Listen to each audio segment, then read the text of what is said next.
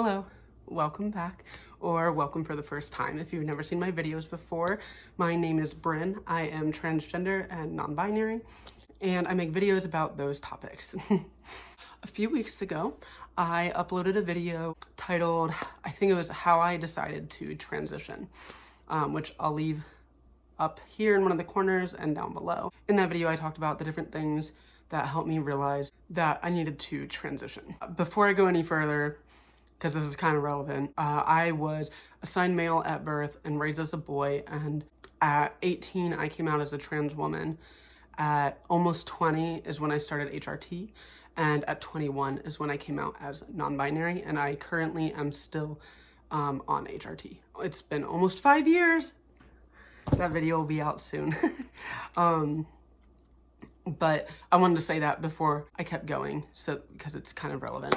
In the video that I just talked about me deciding to transition, I had brought up the fact that when I first started HRT, I did not have a pleasant experience with the chest growth that was going on. And it was something that I really didn't talk about, definitely when it was going on. I may have shared it once or twice on my channel before, but in that video specifically, a lot of you had reached out either in the comments or out to me like on Instagram or like my social media or whatever, and let me know that that was something that you either struggle with because you're on HRT, or that you struggle with making the decision to go on HRT because of the effects of chest growth. So I wanted today for me to talk about my experience, how I feel now versus how I felt then, and yeah, just talk about that, and I don't know, hopefully maybe give some clarity to some of you if you're dealing with the same thing. This is something that to me feels very taboo. For someone to take estrogen and then be indifferent or not feeling the best about chest growth sounds like a contradiction, and I think that's something that a lot of cis people or even trans people who don't necessarily know much about non-binary, and especially assigned male at birth, non-binary, transition, stuff like that, you know, it might be something that sounds confusing or strange. So I wanted to kind of shed some light on it, talk about my experience, and give you something to hold on to. I know it's really nice if you experienced it too. It's really nice to see someone talk about it. So anyways, that's my little speech. I will dive right in. So as I said, I was almost 20 when I began, and at that point in my life, I was not out as non-binary. I was out as a trans woman, and I'm going to talk a little bit about that because I think it affects my chest growth. With being out as a trans woman, I did not have the knowledge of what non-binary meant. I had a very little idea of what it meant, and I didn't feel like it was necessarily applicable to me because I had always kind of viewed it as something that only people who were assigned female at birth could identify as. That was most of the representation that it got. And most of the people that I knew who were non-binary were people who were assigned female at birth. I also didn't really understand much about gender nonconformity or anything like that. Like, I understood it as a concept, but I didn't understand it for myself. And so I saw being someone who was assigned male at birth transitioning to at the time, how I was viewing it as a woman, I felt like there was this very specific image that I had to have as a woman, and that basically would be stereotypical femininity and like cis heteronormative, like trying to look like a cis straight woman basically, and that didn't feel like me at all. The first thing that I noticed, and that a lot of trans people notice when they start HRT, is the chest growth, of course, if you're taking estrogen, not if you're taking testosterone.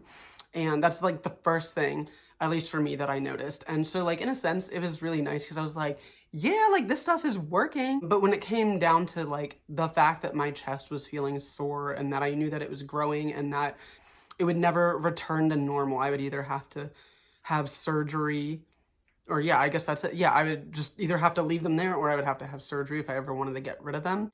A lot of that brought up some negative things because I have a little issue with commitment. So to commit to something like that, you know, was definitely difficult. Or not necessarily difficult, but it was a bit frightening, I guess. And especially at that time, because I felt like, so I knew I didn't feel like a man. So I made the decision and the assumption that, okay, I'm a woman then, because that is the other box. And I was like kind of fitting myself into this role, but I didn't actually like being in the role because I didn't identify internally as a woman, but I thought that I should, and I thought that I would get there, I guess is a good way to explain it. And so just in general, transitioning to be a woman, even though it technically looks very similar to transitioning to an androgynous non-binary person or whatever, like I'm still taking the same hormones. I'm taking more of them now as a non-binary person. But at that point, it felt like everything I doing was kind of circling around this idea that I had to be feminine. And that was frightening because I didn't know how I felt about being feminine. But I also knew that I wasn't masculine, and I felt like this was the only option, I guess, for me. So with the chest growing, that to me at that time was very much linked to becoming a woman. So that made me even more uncomfortable about it. It was the fear of commitment. It was the dysphoria. I was kind of sad that I couldn't just walk around without a shirt on anymore, because I used to do that a lot. Stuff like that. But that was very confusing as a trans person, as what I was considering to be a trans woman. You know, I'm a trans woman and I miss walking around without my shirt on. That's not something that I hear many trans women say. And so there was definitely dysphoria that came with it, and some of it was specifically about my body, but I think most of my dysphoria over my chest is more about the way that my body is interpreted rather than the like inherent body part that it is, at least around my chest. I'm not talking about the other parts of my body, but just my chest. I feel my dysphoria is more socially driven than it is actually the body. There definitely are times where I feel dysphoric, and even like a binder, like I'm just like, but I know they're there. Like, like I like don't want them, but it's been a long time since that's happened. And I think for the most part, it's definitely socially driven. And so for me now, I do feel pretty content with having my chest. I have trans tape on right now, which is similar to KT tape, but it just smooths it out. But I'm not like, I don't have them like in a binder or anything, but like you can see, like my chest isn't big, but like it's there. And I like that I'm sitting here and you can't tell that it's there. But I do like a lot of the times when it comes to like romantic and intimate stuff, I do like my chest. It's just that I don't necessarily like it being visible to the world, because I don't know, it feels like I don't know, I don't like that. I don't know. So when I am romantic or intimate, I've talked about this in other videos, but in that area, I do feel a lot more feminine than I do overall about my identity. And that's, I think, another reason why I feel comfortable with my chest in those scenarios, because I feel it's okay for people to look at me in a feminine way in those instances, even if I don't want them seeing me as feminine overall.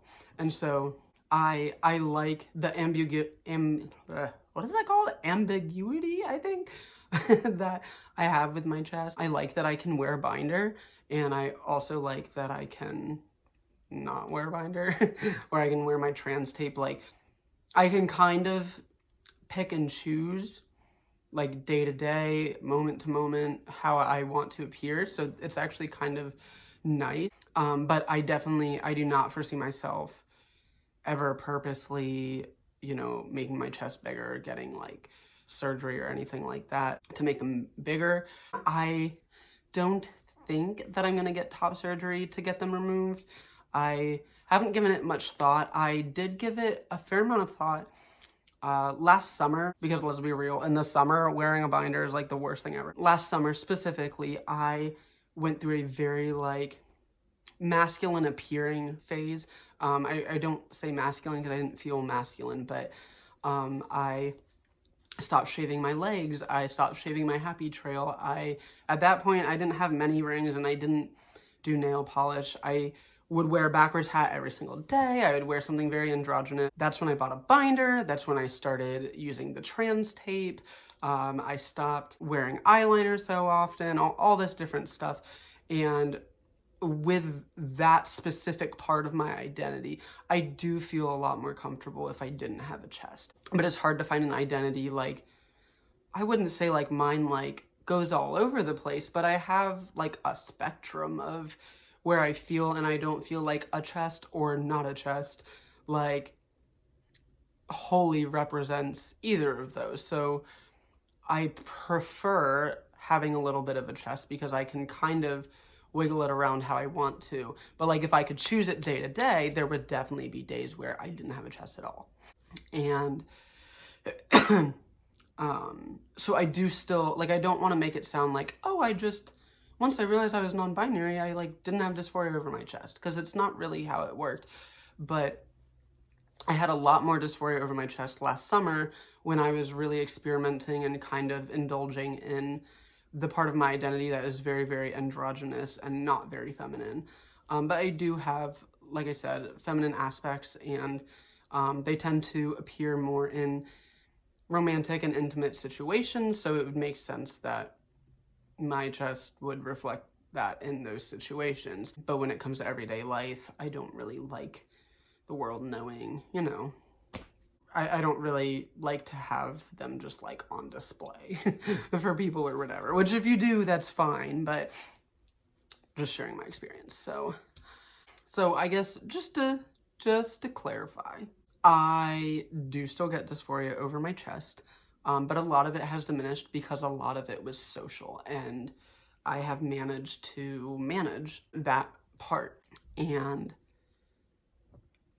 yeah, but I still do get dysphoria over it, and I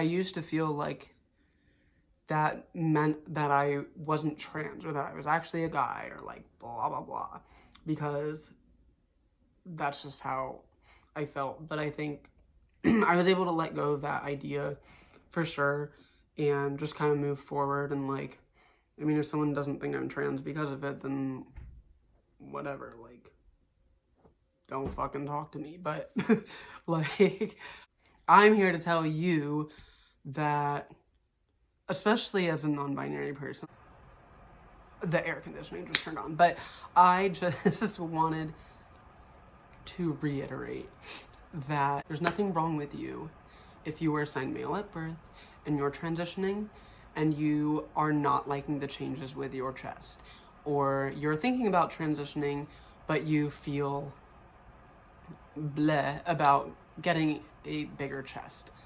There's nothing wrong with you. If no one else tells you, then hear it from me that you're valid and your experience is valid, and like, you can be non-binary and look any kind of way and get dysphoria over like whatever. Like, you don't have to be androgynous, you don't have to be feminine, you can even be a masculine non-binary person who was assigned male at birth but still doesn't identify as a man. Like, that is okay. Seriously, thank you, all of you. All of you that made it to the end, thank you. I hope you have a wonderful day, and I hope this video meant something or helped you in some type of way. So, have a nice day.